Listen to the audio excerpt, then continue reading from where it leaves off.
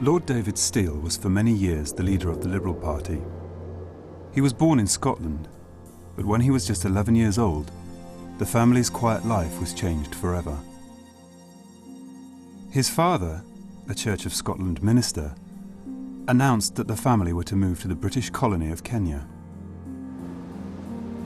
Now, more than 50 years later, David has discovered that his father never revealed the whole story about what happened during their time in Africa. Well, after my father died, I found this briefcase full of what I call the Kenya papers in his house. So I never knew that these papers existed. And this case shows that there's much more to this story than I knew about. He was heavily involved in really what you would call the politics of the time. All I knew was that at one point he preached a very controversial sermon. It was broadcast throughout the country and caused a lot of problems. But I didn't know any more about it than that. And these papers give a little bit more of the background, but it's very difficult to piece together the whole story. David was just a boy when his family set sail for a new life in the colonies. We'd no idea where Kenya was. We'd never heard of Nairobi. We didn't know anything about the pink blotches on the map, which were all the British colonies. We'd never been out of Scotland. I mean, this was a completely new experience, and the whole excitement of a huge liner and going to Africa, I mean, it was just mind-boggling for us as kids. And I can remember the ship pulling out of the docks with huge crowds on the quayside. And they were playing patriotic songs, you know, Rule Britannia, that kind of thing. The Steele family had no idea that they were sailing into the eye of a political storm. A wind of change was blowing through Africa as its colonial subjects began to clamour for freedom. Kenya was poised on the brink of a bitter war of independence.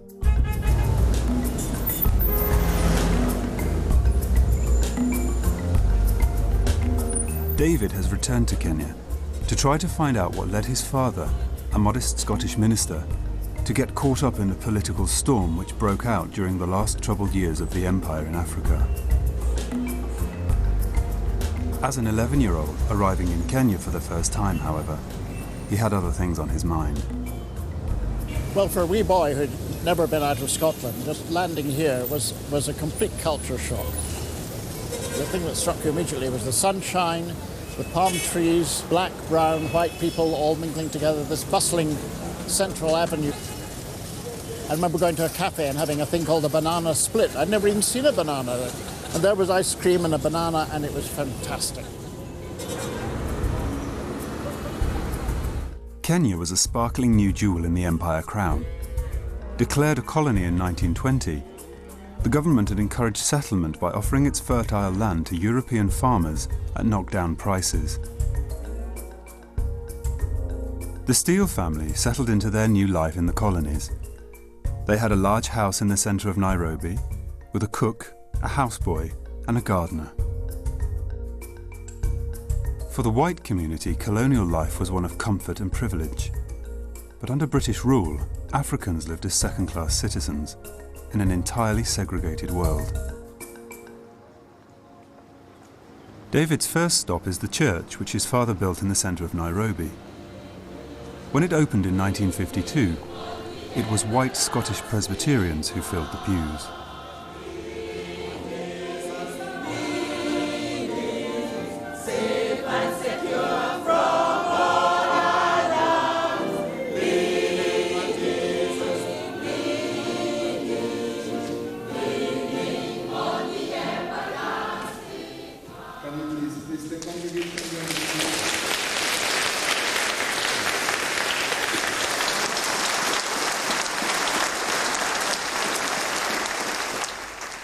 Praise the Lord. It's wonderful to be back here in St. Andrews, Nairobi. I came here with my father as a young boy, and I was looking at the foundation stone down below. I was here on that day when the foundation stone of this church was laid. I took a photograph of it because it was on my 12th birthday. that the foundation stone was laid. Segregation meant that the Reverend David Steele's parishioners were not Africans, they were white settlers.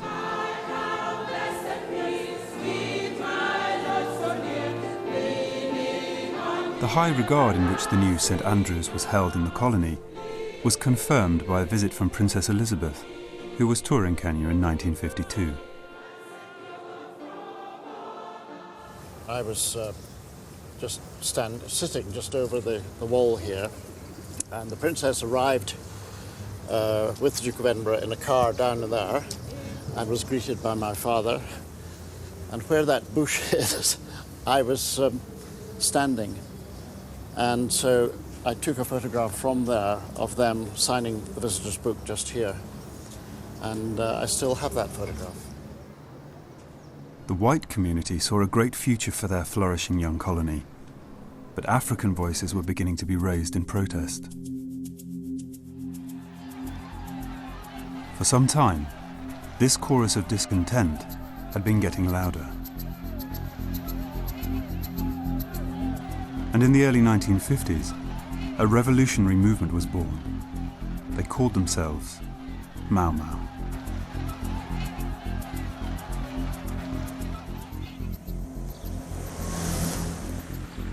David now wants to understand what caused his father to turn his back on the establishment and to enter the fray during the last years of the empire in Kenya. To do this, he needs to leave town and head into the Mau Mau heartland.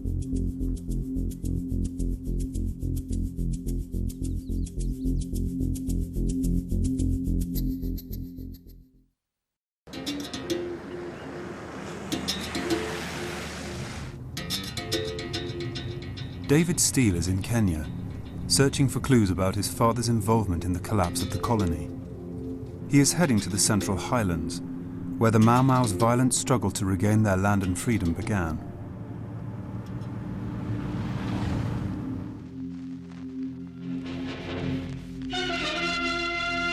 Europeans and Africans walk the streets in fear of the dreaded Mau Mau. For it is that band of fanatics whose bloody deeds have cast a dark shadow across the face of Kenya. The objective of this secret society is to drive all white men out of Kenya.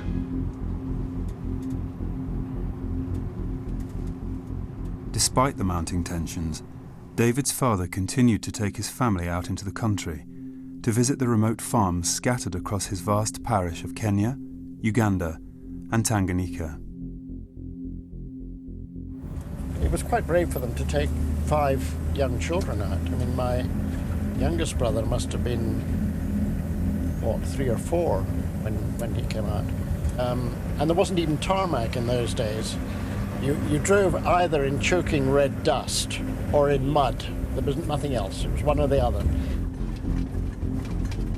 David now needs to hear firsthand what life was like for his father's scattered flock. Few of the original settlers remain, but David has tracked down 95-year-old Arthur Woolsey Lewis. What I'd really like to know is, when did you first come to Kenya? In 1930. 1930? Yeah. And you came from Britain? I did. And you came to farm? I did. I came out here to make a life for myself in the British Empire. As a pioneer? As a pioneer, yes. To develop a piece of Africa which nobody had done anything with. We were part of the British Empire. And proud of it? And proud of it? Yes. Yes. Great. Oh, very. Yeah. Can I ask you, going back to the 1930s, when you first came here, what was your relationship with the Africans then? They were tribal. Very tribal. They were unsophisticated. Practically all of them were illiterate. How were the relations between you and the Africans that you employed? I liked them very much. They seemed to like me. We thought of them as labour. We realised they were a backward people and had to be brought forward. We realised that colonialism was to advance the African. Britain has brought much good to Kenya. Her standards of living are growing still higher as more of her people learn the lessons that the white man has to teach. But the Mau Mau were not impressed by the white man's lessons. The settler community began to realize that the Mau Mau were breeding discontent among their workforce, and that their remote homesteads were vulnerable.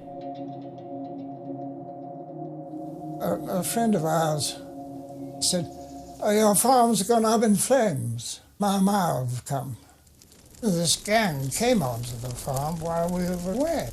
Well, they broke the windows and they made a mess of it and they slashed things. Were you and your wife ever attacked by the Mau Mau? Well, my wife would have been if she hadn't come down Sure. with me. You were lucky. Very lucky. The first to die at the hands of Mau Mau were Africans seen to be loyal to the white colonial rulers. But in 1952, the government declared a state of emergency. Less than a month later, the first white settler was killed.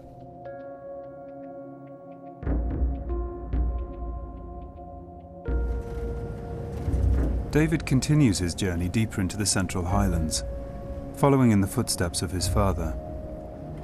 He is now accompanied by Elizabeth, who will be his guide and translator. At the end of 1952, my father came out with all of us, and we stayed with one of the settler families. And I can remember us sitting there with the husband and wife, with the revolvers on the table, loaded revolvers at each end of the dining table. So it was a pretty tense time. But white fears were exaggerated. 32 Europeans died during the whole emergency, whereas nearly 2,000 Africans were killed as collaborators.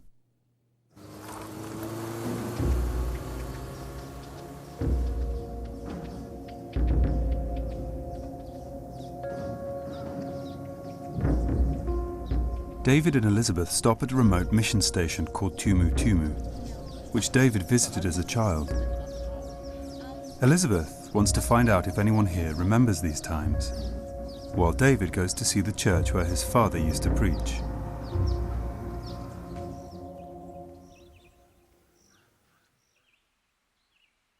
I don't know how much he knew about what was going on inside Mau Mau. I mean, there was a lot of coverage, of course, of what was happening. And there was a lot of evil in Mau Mau, which he and others deplored and tried to encourage people to look at the positive things that the colonial government had done.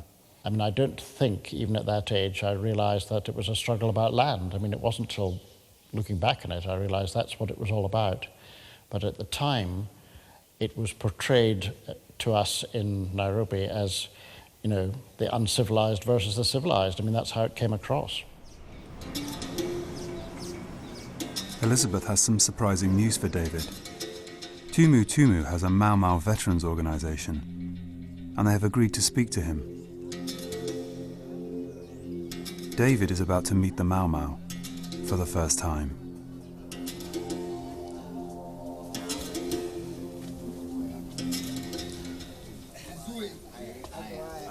Here we are. Yeah. Right. So Jambo. the whole team. Jambo. Habari yako? Original Trust. Jambo. Jambo. Jambo. These are in the veterans Yes. organization, Yes, it's called Mau Mau Original Trust. right? Yes. What I want to ask them is, how did it all start?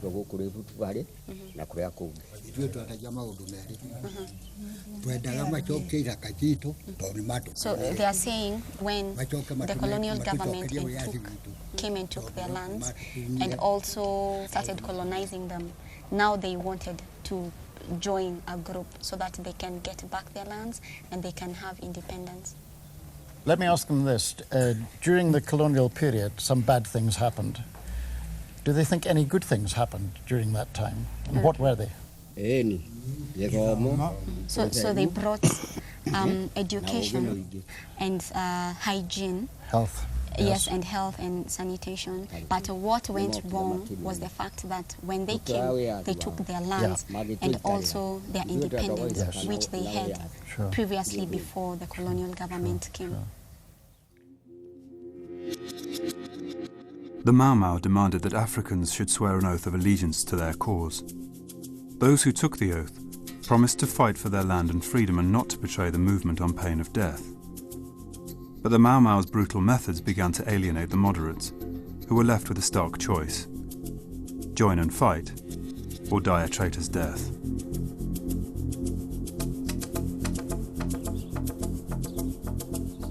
I didn't understand until recently that there were different kinds of oaths taken in the Mau Mau. There were initial oaths and then further ones. Can they explain that system?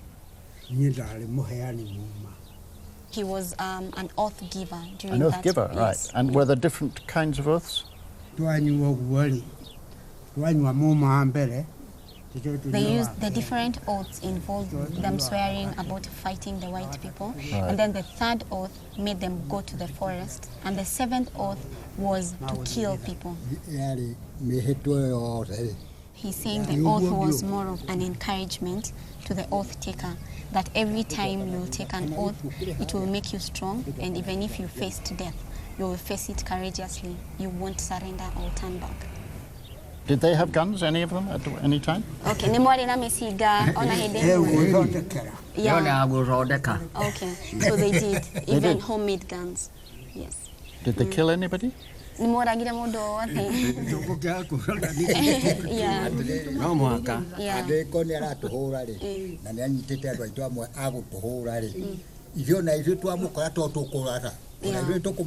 Okay, yeah, so they used to kill the other party because the other party used to kill them as well. They are saying there was a lot of hatred. So it was a bad time.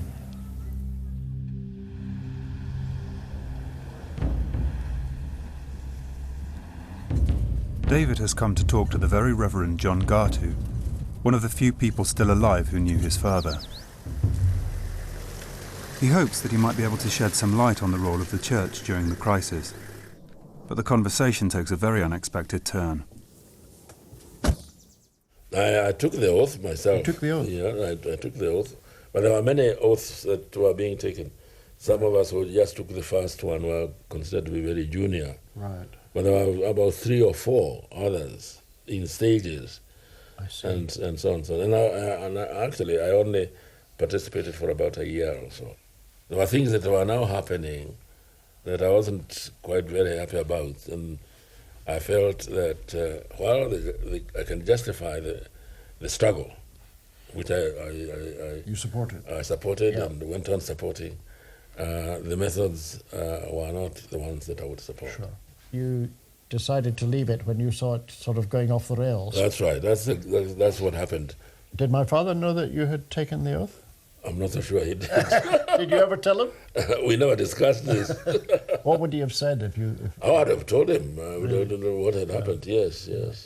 This is why, in many ways, those people who knew Reverend David Steele almost singled him out, like the one person who was able to fight for the coming together of the races in the country, Sure. including in the church.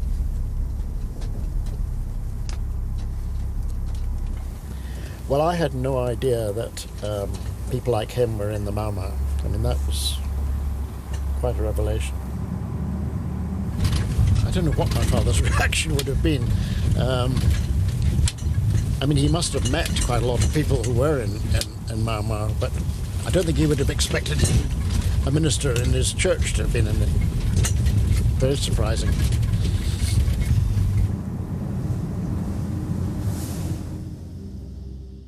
David's father was in a difficult and dangerous position. He was caught between his responsibilities to his congregation and his sympathy for the African plight. He deplored the Mau Mau violence, but he also took issue with the knee-jerk British response. Violence in the colony was escalating when, in 1953, the family went home to Scotland on leave. When the time came to return to the stricken colony of Kenya, David's parents decided that David and his brother Michael would stay behind in Scotland. David was just 15 years old. It would be 4 years before he saw his father again. It was very hard to leave them because they came back with us to Scotland. But it was very sad after his 3 months leave when they left. Yeah, it's terrible being left behind. The Reverend David Steele returned to Africa to find the colony of Kenya in the midst of a civil war.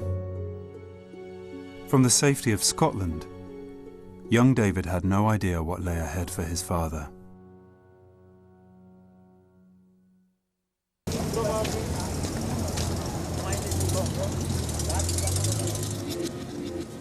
David Steele left Kenya at the age of 15.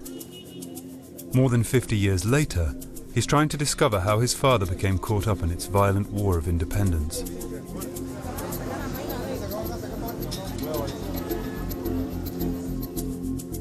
The white settlers were clinging desperately to their belief in the empire. It was in response to pressure from the British community that the government launched Operation Anvil in 1954. All who carry the mark of the Mau Mau must be hunted out so that peace may come to this troubled colony. They were now indiscriminately rounding up and detaining huge swathes of the African population. Mr. Foster, I presume. Good to see you. Very nice. Delighted to meet you. David has come to meet James Foster, who was a young policeman at the time, in the hope that he can shed light on the bitter struggle into which his father was drawn.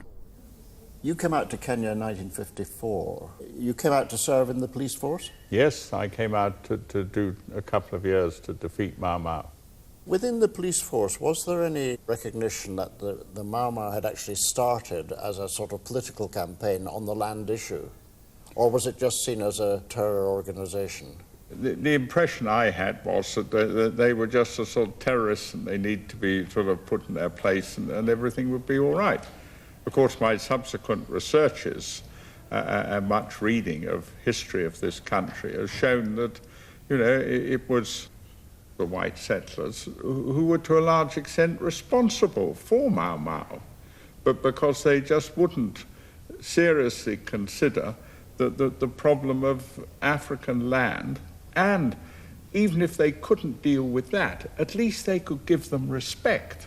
And this was the second plank in the Mau Mau thing, that you expected to be, if you can remember your Swahili, kuwekwa kiwatu. Yes. You know, to be treated as a human being.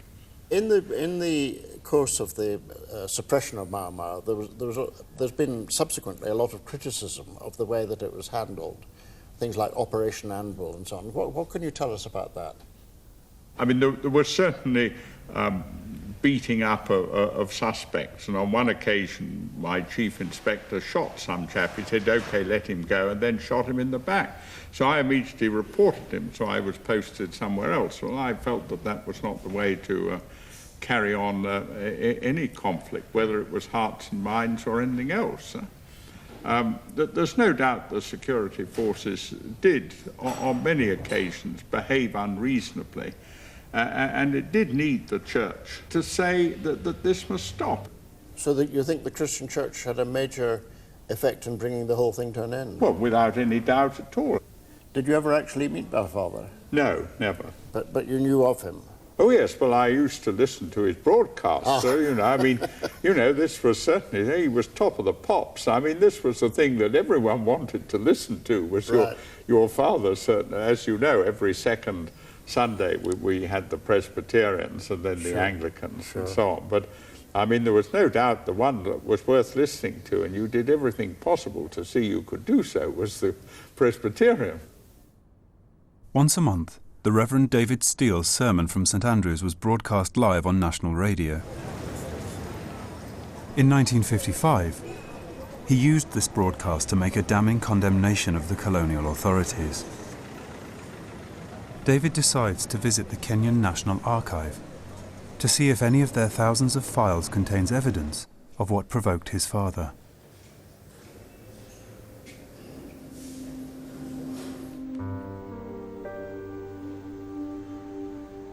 David could never have guessed what this search would reveal. He finds file after file of letters from his father, Many are written to the church back in Scotland, reporting his grave distress about the events he is witnessing.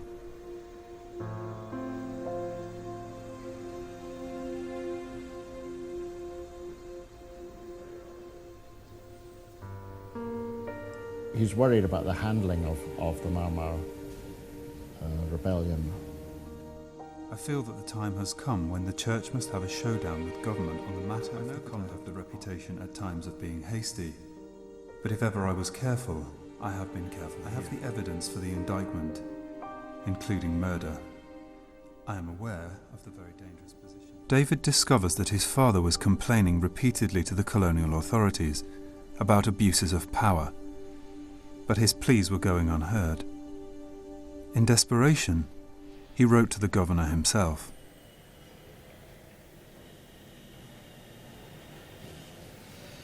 Strong stuff.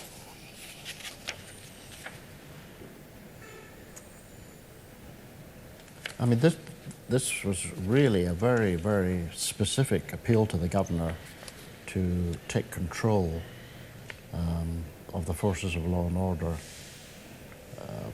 I'm quite clear in my own mind that Your Excellency does not approve of all that's been done in the name of the government, and neither can the Church accept without protest the instances of brutality which, under the cloak of justice, law and order, the forces of the government have indulged in to an inordinate degree.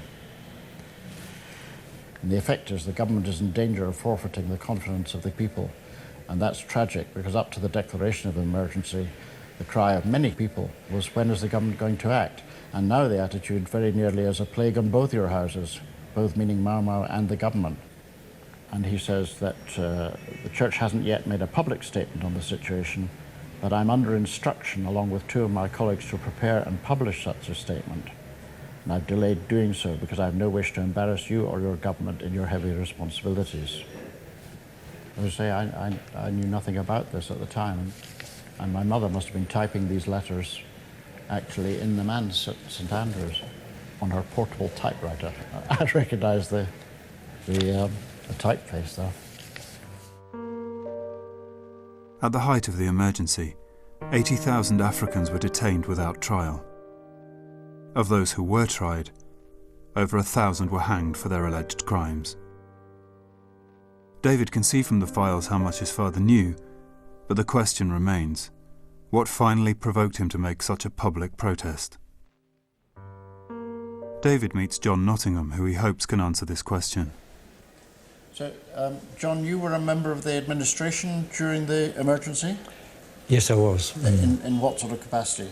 I was a district officer.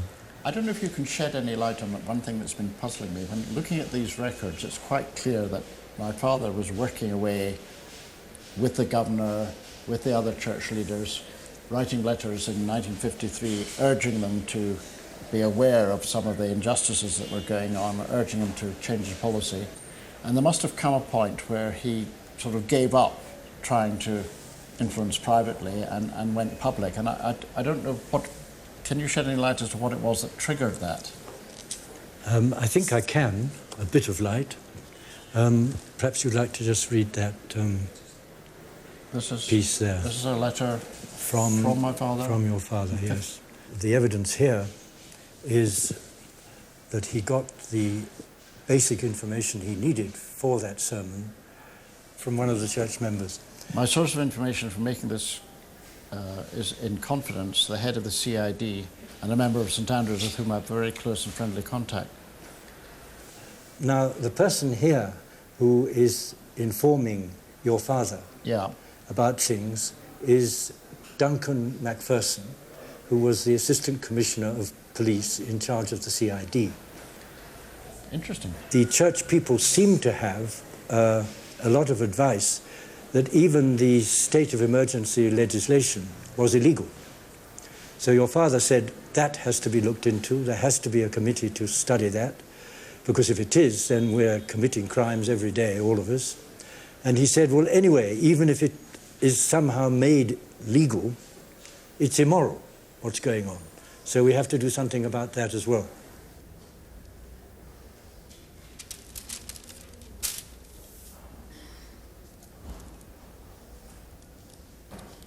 This is all new to me.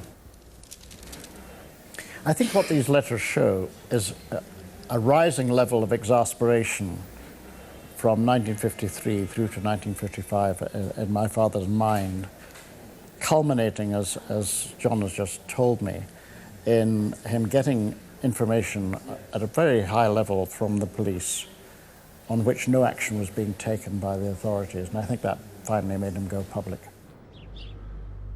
David's father could remain silent no longer. The moment had come when he would tell the people of Kenya what he truly believed. The massacre of the innocent, a sermon preached by Reverend David Steele on Sunday evening, January 9th, 1955.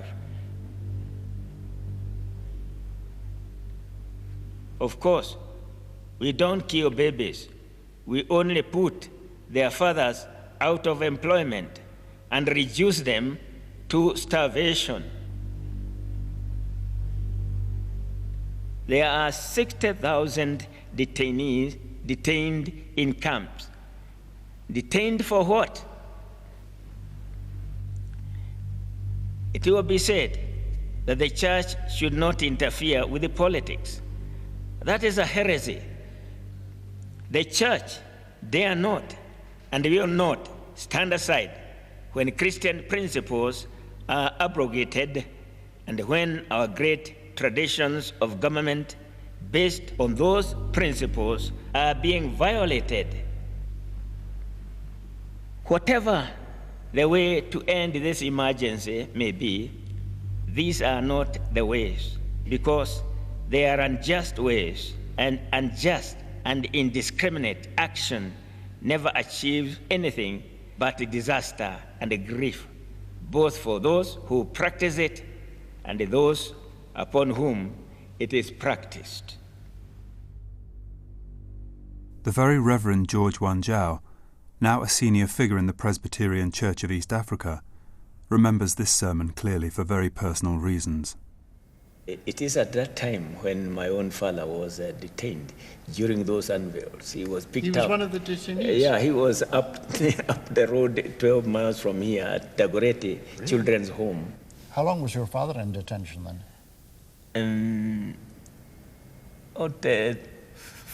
3 years. 3 years? Yeah, 3 years. And he was never charged with anything? No, he came out. Amazing.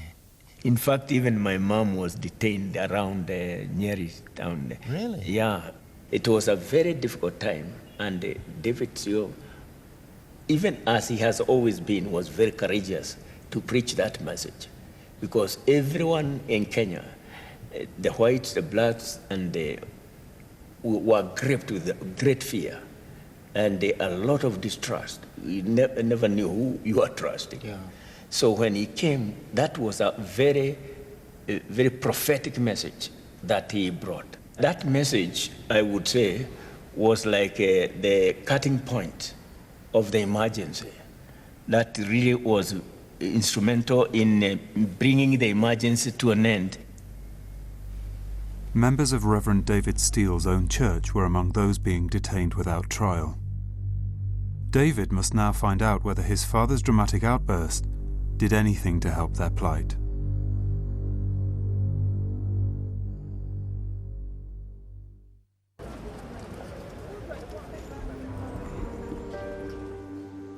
David Steele is investigating what happened to members of his father's church, who were being held without trial by the colonial authorities in Kenya. He returns to the National Archive to search for evidence. His father never again spoke out so publicly about the injustices he saw. But David knows he would not have turned his back on loyal church members.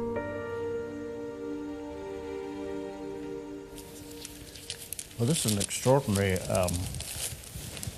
file belonging to the Ministry of Defence in the Colony and Protectorate of Kenya, and it's a file that's marked closed, and it includes complaints, general, and complaints from Christians, special category, and they're listed, some from the Church of Scotland, some from the Anglican Church. What the file shows is that David's father lobbied the government for the release of innocent church members. Here are the list of disposal of detainees sponsored by the Church of Scotland. And they're marked in ink, recommended for release, pending with advisory committee, released, pending, Shadrach Mangi, Jedrath Nganga, Jonathan Njoroge, Habili Kaningi, Jeffrey Katonga. David wants to know if any of the people his father campaigned for are still alive. He now has the names of church members who his father tried to help. The only person still around who might have known these men is Dr. Gatu. David decides to pay him one more visit in the hope that he might know what became of them. I went to the National Archives, and I found I wrote down some of the names of the members of the PCA who were in detention, who they were campaigning, the church were campaigning to get released. I don't know if you know what happened to any of them, or whether you knew any of them. Garrison Ndugu, no. Moses Ngeri, Paulo Kanyunya, Justice Wahenya. Leonard Chege was an evangelist. And James Karanja. Well, I don't know which James Karanja would that be. That's a very common name. Yeah, I know, yeah. Some of these people you obviously remember, but are any of them still around? Habil Kimengi is a carpenter. Is he in Nairobi? He's in Nairobi, and he's got a workshop at Shauri Moyo. We're going along here? No. Do you think it's along this way? Let's ask him maybe. Can we ask somebody? Yeah. Tafadhali, wapi hanesha Habili Kamingi? Habili Kamingi? Up there. Thank you. Okay. Oh, you speak good English. My Swahili is not necessary. It's good. Okay, thank you. Okay, up this way.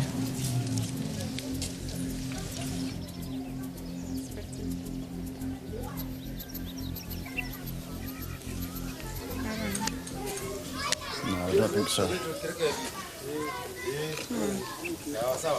Jambo. Hanisha Wapi Habili Kimingi? You're Hamili. Habil. I'm David Steele from... David Steele? David Steele from... Reverend. No, I'm the son of the Reverend. Yeah, the son of the Reverend. You remember him? Yeah, I remember him very Really? well. Yeah, I remember him. Gosh. Dr. Gatu told me about you because I got your name on in the archives, the National Archives, on the list of detainees. You were. How did you come to be detained?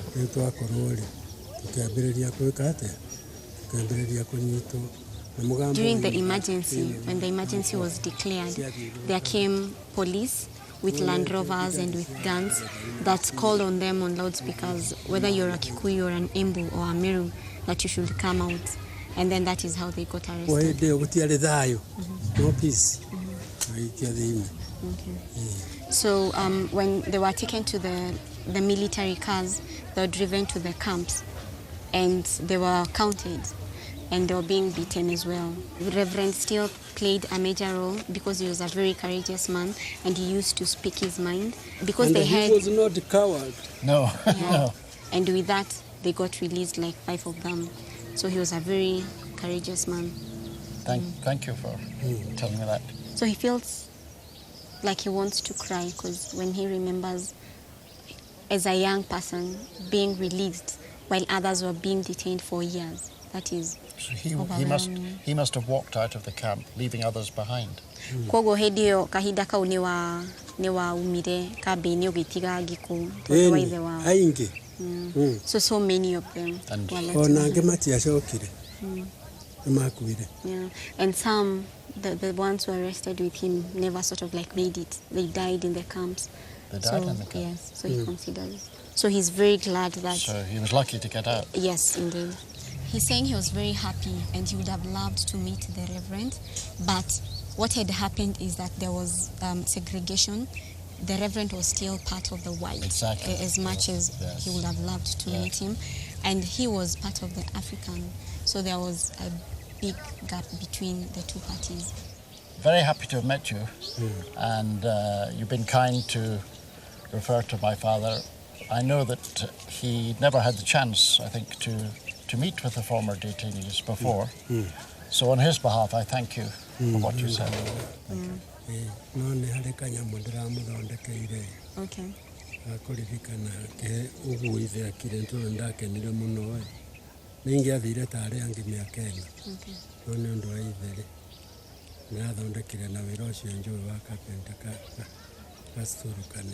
So because your father did so much and that he never really got a chance to meet him, so he's wondering whether he could present you with a gift. Well, that's fantastic. Thank you very much. Thank you. Welcome. Thank you.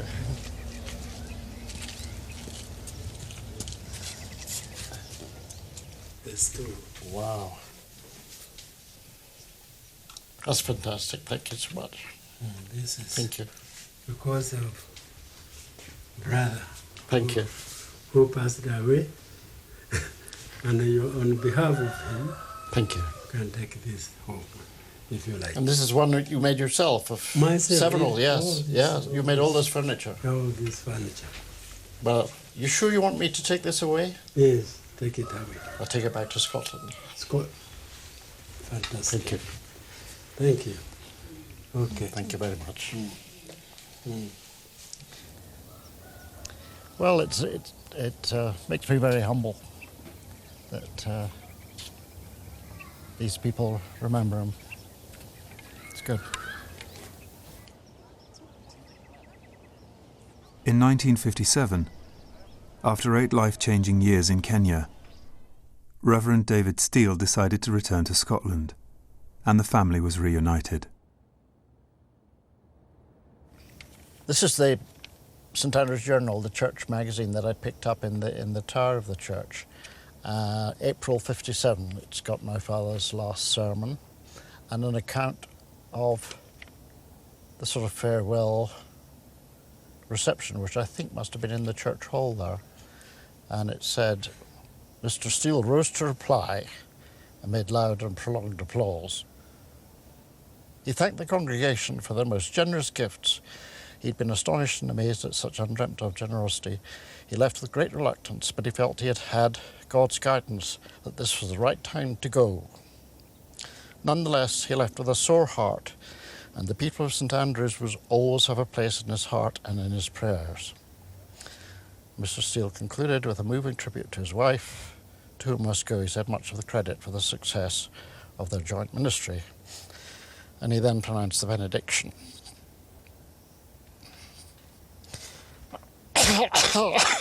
Sorry. On leaving, the people crowded round. Mr. and Mrs. Steele wished them goodbye and expressed a sincere hope they... Sorry, I'll have to stop. On leaving, the people crowded round Mr. and Mrs. Steele to wish them goodbye and express a sincere hope they'd meet again. Many of us felt like the little girl who, fixing a determined smile on her face, said, "But I'm crying inside." And yet, bearing in mind the words of the moderator and of the minister's last sermon, our hearts are full of thanksgiving for all that had been accomplished under God during our 8 years together, and it was holding that comfort to us that we said our last farewell. And that was it.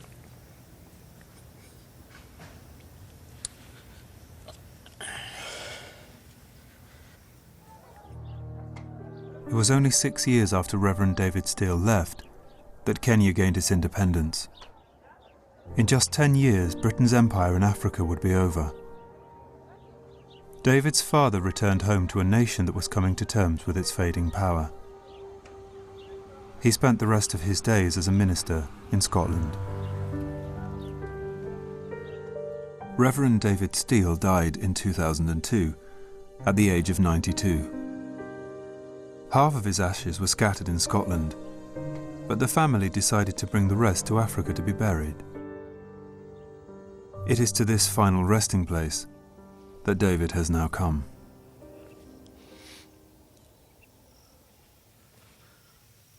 Looking back on it now, I realise that I really owe everything to what my father was doing here, because my sort of political life really started thanks to my father, which I never really fully understood before.